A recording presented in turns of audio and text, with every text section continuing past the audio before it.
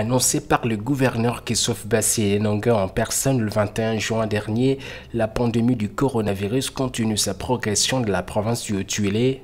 Malgré les efforts louables des autorités pour contrôler sa progression, le virus continue à circuler librement dans les zones de santé de Ouatia-Isiro, poussant le médecin-chef de zone du chef-lieu de la province à briser les silences. À ce jour du 2 octobre 2020, la situation épidémiologique se présente de la manière suivante.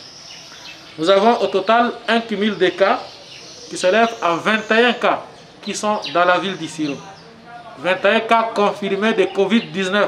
Nous avons déjà enregistré 2 décès et nous avons aussi 6 guérisons. Et à ce jour, nous avons 13 malades dans la ville qui sont sous traitement.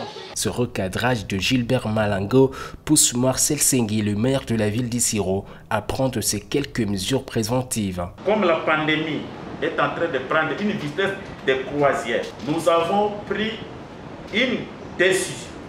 Au niveau de la ville, toutes les marches formellement interdites. Pour le ministre de la Santé publique, Norbert Mandona, la situation est pour le moins inquiétante sur l'ensemble du Haut-Uélé qu'il faudra la prendre au sérieux. Pour que nous puissions arriver à préserver la santé de cette population, nous avons sûrement des comportements favorables à adopter et nous avons des engagements que nous devons prendre. Et parmi ces comportements favorables à adopter, nous devons éviter les endroits où on a beaucoup de rassemblements.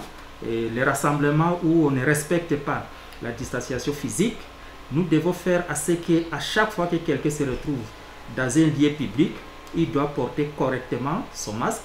Et nous devons faire aussi à ce que nous puissions laver régulièrement nos mains avec de l'eau et du savon, ou peut-être utiliser de l'eau où on a mis du chlore ou une solution hydroalcoolique, mais éviter aussi de se saluer, même quand nous frappons par les coudes ou peut-être par les poings, ce sont toujours des comportements qui ne sont pas favorables. À la suite du chef de l'État Félix-Antoine Tshisekedi, le gouverneur du Haut-Uélé n'a cessé de rappeler que la fin de l'état d'urgence sanitaire n'a jamais été celle de la maladie, d'où son engagement dans sa casquette du président du comité provincial de riposte à veiller à l'application des mesures préventives parmi ces populations. Le gouvernement provincial va renforcer les mesures barrières. Ces dispositifs de lavage de mains, l'acquisition de ces kits de traitement, ce kit d'analyse ou encore ce campagne de sensibilisation contre la pandémie sont des actions sous son initiative pour minimiser la propagation de la maladie dans sa province en dépit